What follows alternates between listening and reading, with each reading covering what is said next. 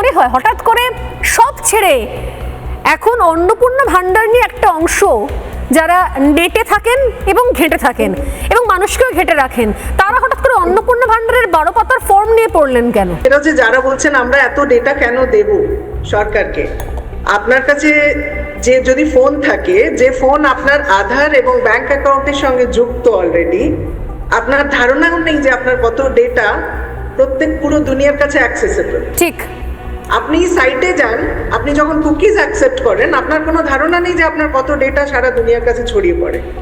তো এটা একটা প্রথম কথা, এটা একটা অত্যন্ত নাইভ পয়েন্ট যে আমি ডেটা কেন দেব। আপনি যদি 2 নম্বরই না করে থাকেন, আপনি কি জমি কিনছেন, কি বাড়ি কিনছেন, কিংবা আপনি কি চাকরি করছেন, আপনি কত ট্যাক্স দিচ্ছেন, এই সমস্ত ডেটা কিন্তু প্রত্যেকটাই পাবলিক, মানে সরকার চাইলে এটা বের করে নিতে পারে যে কোনো সময়। প্রথম কথা, সরকার কেন আপনাকে দিয়ে ফিল করাতে চাইছে?